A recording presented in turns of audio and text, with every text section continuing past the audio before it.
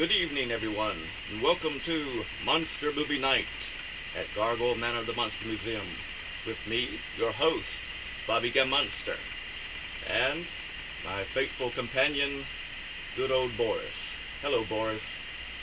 You doing fine this evening? You are? Well, excellent, excellent. I see that we have a nice vintage wine getting ready for an evening of frivolity and relaxation, kicking back to watch a movie. Well, excellent, excellent. What kind of wine do we have here? Let me take a look at this. Oh, excuse me, I see that we have a friend also, huh? Yes, well, hello, Count. Really glad to see you. You're the one who brought the wine. Oh, excellent, excellent. What kind do we have here? Vampire wine, straight from Transylvania import. Merlot. Excellent, excellent. Very nice, very nice. Oh, and I see that you went over to Gothic Charms, the magic store, and picked up some more vampire blood incense for the evening, eh? Oh, that's very nice of you both. Very nice of you. Excellent. We're going to have a wonderful evening, all of us. And then, as you can see, as possibly you can see, we have a nice set. This is the living room of Gargoyle Manor, our nice, wonderful couch. And we thought we'd try a different look for this week, this weekend, this week. Really? What? Oh, the book? The Black Book of Gargoyle Manor is beckoning to me for right now. What do we have in it? Let us open and find out, shall we? Yes. Oh. Well, first up, I want to thank everyone for responding to our post about the scream outs and shout outs and things that you'd like for us to holler out or scream out to everyone that's watching us, right, Boris? Excellent. Well, first off, I want to thank Danny Doriesten, our good friend, who wrote to us, and this is what she wrote. I'm going to read it. Try to read it so that you can... Anyway, you get the idea, right? Okay, all right, don't rush me. Here we go. Danny wrote, "Did you know that Bela Lugosi was not the first choice to play the title role of Dracula, even though he had been playing it for almost 3 years on stage? Did you know that?" Well, it's true. And actually, it was, she says, it was Lon Chaney Sr. that had been intended to play Dracula, but died before it came to be filmed. Oh, I know. But it's okay. He's still filming, I'm sure, in the great beyond and doing wonderful monster films in the great beyond, we hope. Oh, yes. Anyway, she says, "I can't see Chaney in the part, can you?" Well, let us think about that for a second. Chaney Sr., Lon Chaney Sr., the man of 1,000 faces, being Dracula. Of course, at the time of before his death, he had only did a couple of talkies. He was best known for a silent film era, the Phantom of the Opera, Quasimodo, the Hunchback, and many, many others. That, like I said, he's a man of 1,000 faces. So the old joke in Hollywood was they used to say, "Be careful, don't step on that spider because it might be Lon Chaney."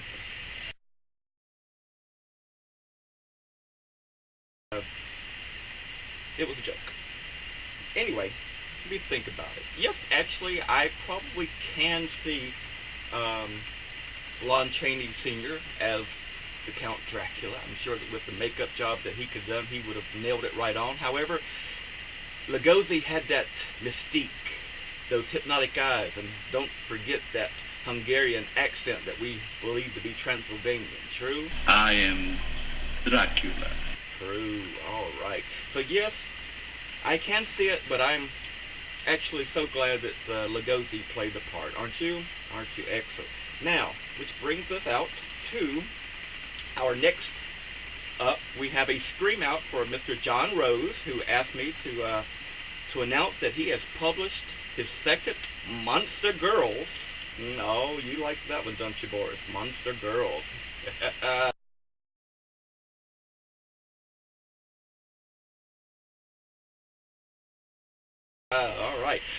Monster Girls book called Full Moon Fever through Frankengeek Press.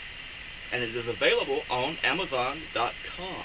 And he has a link. It's www.monstergirls.com. And we'll try to put this on at the end of the show that you can all see it, and at the end of our credits. All right? All right. Well, we have one more, and it is a fan mail. Actually, a fang mail for our Spear mailbox. And it says here, Dear Bobby Gammonster, I want to say that I enjoy watching Monster Movie Night. Well, thank you. I think that you live in a spooky but interesting house. Yes, we do. I like to think so. You say that it is your real home and not just a made-up set. Is that correct? Well, yes, this is correct. This is our real home. It's not a made-up set. We've been living here for, the last 200-300 years now, maybe a little longer. And it is a 10-room little house. Has no windows. Well, maybe 2, but we have them covered up. Right, Boris? Right. We the pesky sunlight and all that. Plus 10 rooms, a 44 plus and counting year collection. We actually do, my wife and I do sleep in coffins. Our car is a hearse, one of 2 that we own. And we have one for sale in case anybody's interested. Little plug for us. Check out our website, www.gothicharms.com. Right, Boris? Okay. Anyway, let's get on with this. So, yes, it is our real home. He also goes on to say, I love watching you and your pal Boris. Oh, he loves you, Boris. Oh, don't get bashful now, okay? Boris the Buzzard. He likes watching us work together. And he says he is a very cool-looking bird. Oh, you are a very cool-looking bird, he says. All right. I don't know how cool. He kind of molts a little bit. What? You do molt a little bit once in a while. All right. It's one of his little secrets he doesn't like. He's very, very vain about his appearance. All right, I'm sorry, okay? Okay. He's very nice, though. He accepts my apology very much, don't you? Very quickly. All right. I'll get back to the letter. Here we go. Let's see. Here we go. And he also says, what is your favorite old movie, and will you show it on your show? Then he says, thank you for showing such cool and creepy movies and showing us your home and museum. I will keep screaming. And he says, your friend, John of Patrick County. Well, thank you, John of Patrick County, and thank you for keep screaming. And to answer your question, and that is all that we have for right now, to answer your question about one of my favorite movies. Now, I have many, many, many favorites, but I guess one of my very best favorite is, of course,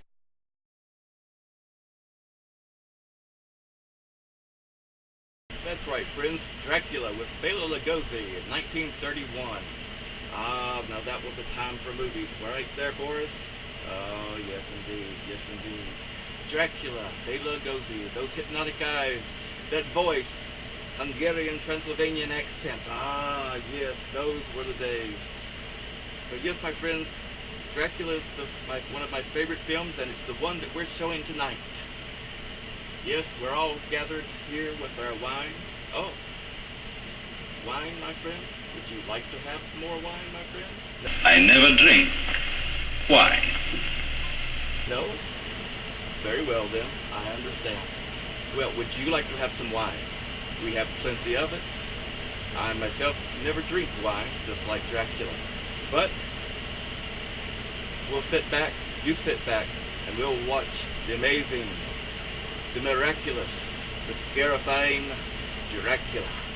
And also, before we go, I'd like for you to know that next week we're going to show one of my childhood favorites. It scared the yell and the scream out of me. I can tell you that way back when. It's called Children Shouldn't Play with Dead Things, with Alan Ormsby and a whole incredible 1970s cast.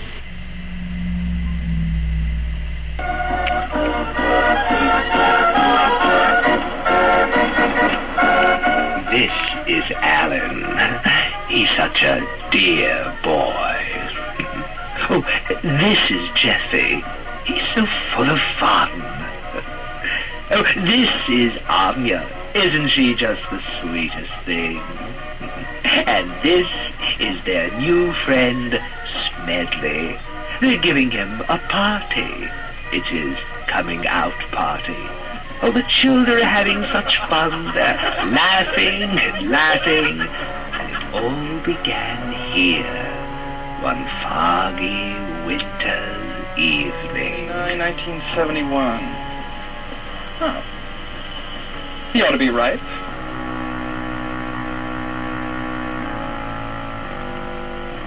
It's party time. It's the shank of the evening. My friend Orville and I are having cocktails in 10 minutes at my island cottage. Alan, you're not really going to take that thing back to the cottage.